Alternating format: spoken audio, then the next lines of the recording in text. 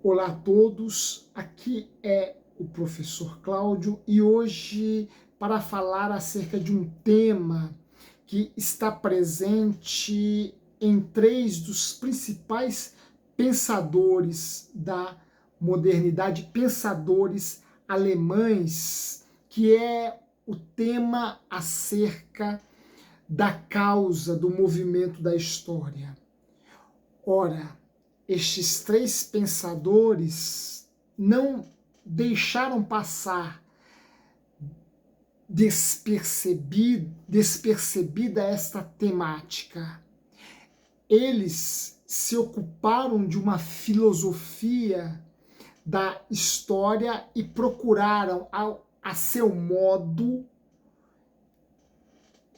interpretar, expor, defender a causa do movimento da história. Ora, a história é um movimento e, como todo movimento, ela tem uma causa. Esta causa está presente, nós podemos encontrá-la na filosofia de Hegel, Marx e Nietzsche.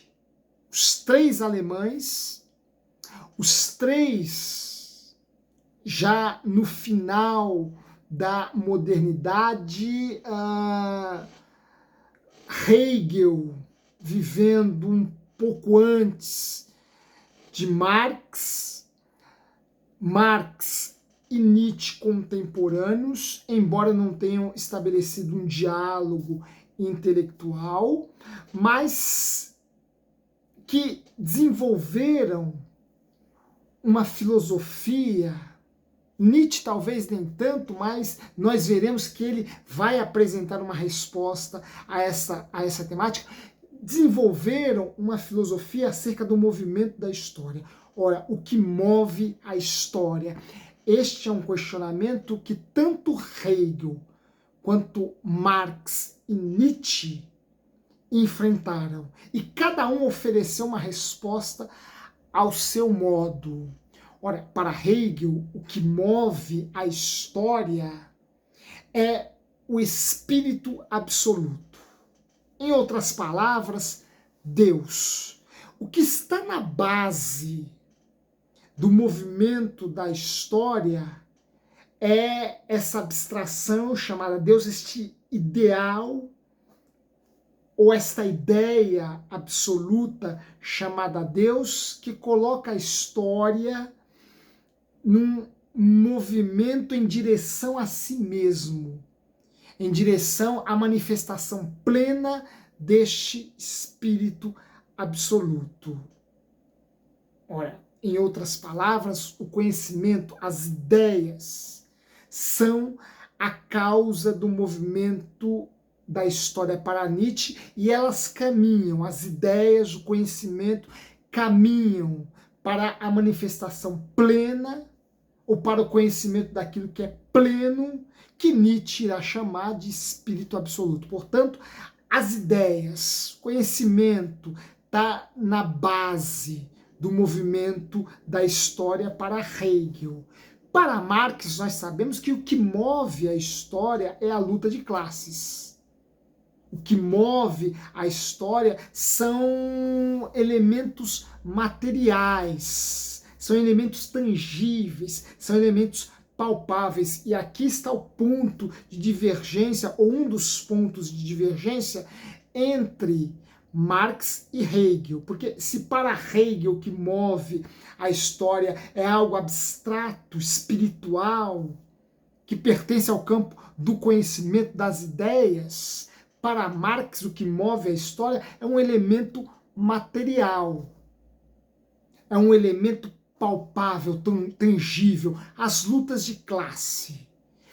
Nietzsche, por sua vez, vai oferecer uma resposta que o que parece ter de chistosa, por assim dizer, de irônica, de cínica, por assim dizer, em relação às filosofias de Hegel e Marx, por outro lado, nos parece de uma lógica, de uma obviedade quase que irrecusável, quase que inegável. Ora, para Nietzsche, o movimento da história está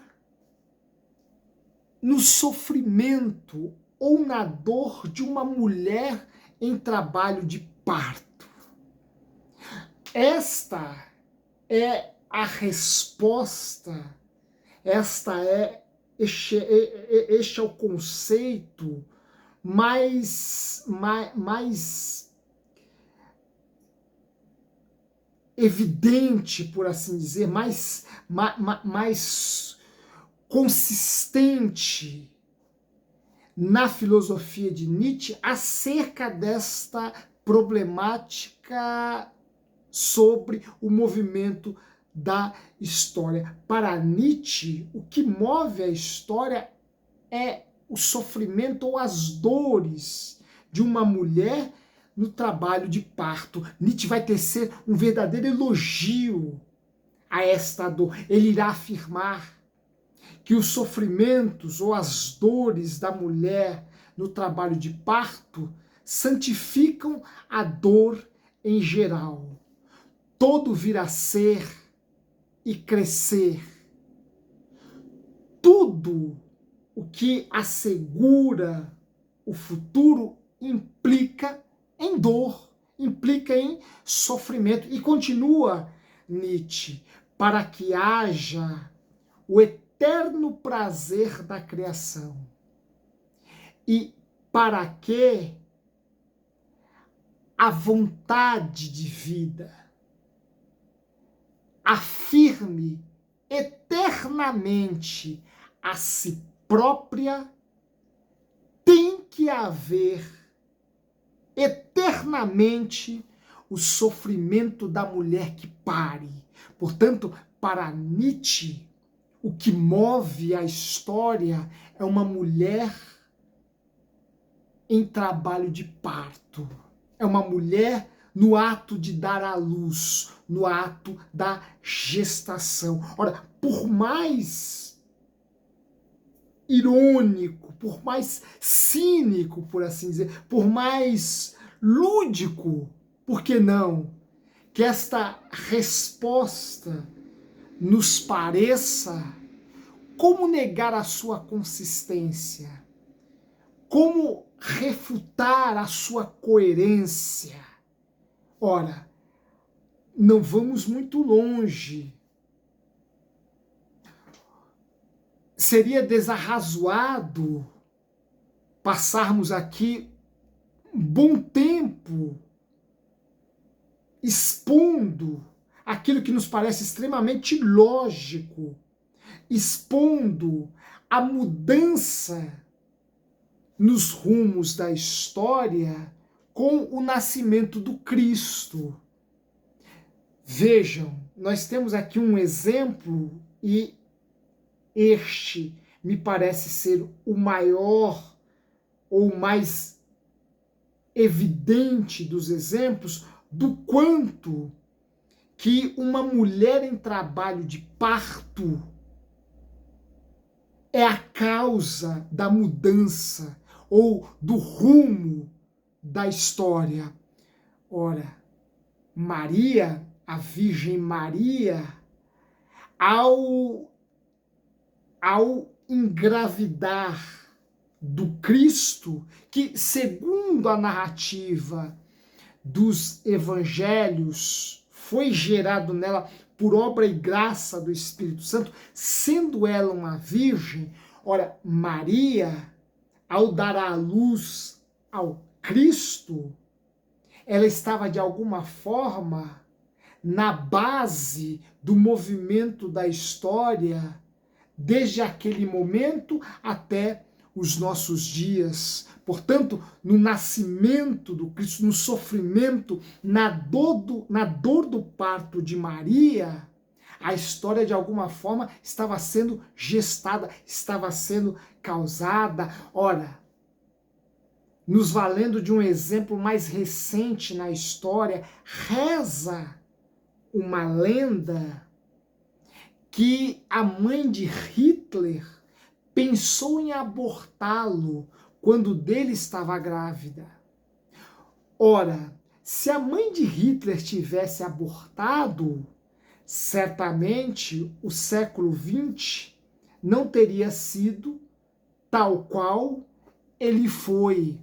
Nós teríamos um outro rosto para o século XX. O século XX teria uma outra feição. Portanto, podemos afirmar que tanto Maria, a Virgem de Belém, quanto a mãe de Hitler, ao dar à luz ao Cristo e ao Hitler, e a Hitler, de alguma forma, elas estavam dando luz à história.